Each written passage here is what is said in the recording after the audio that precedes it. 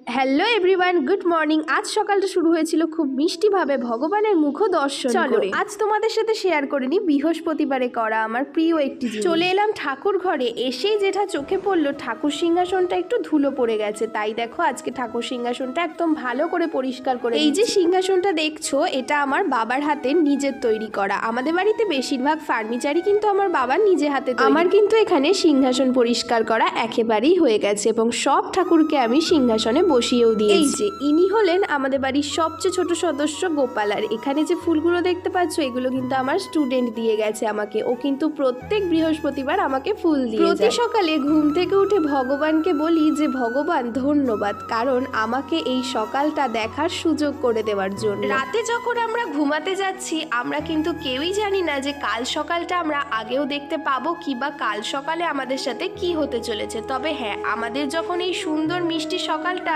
ভগবান দেখার সুযোগ করে, এই সুযোগটা একটা সৎ পথে লাগানোই দরকার। তবে যারা এই সুযোগটা অসৎ পথে লাগায়, জানো তো, তাদের কিন্তু সব কথাই ভগবানের সেই খাতায় লেখা থাকে। একটি ভগবানকে প্রসাদ দিয়ে আরতি করে নিচ্ছিলাম। ভিডিওটা ভালো লাগলে অবশ্যই একটা কমেন্ট করে জানিও এবং লাইক দিও।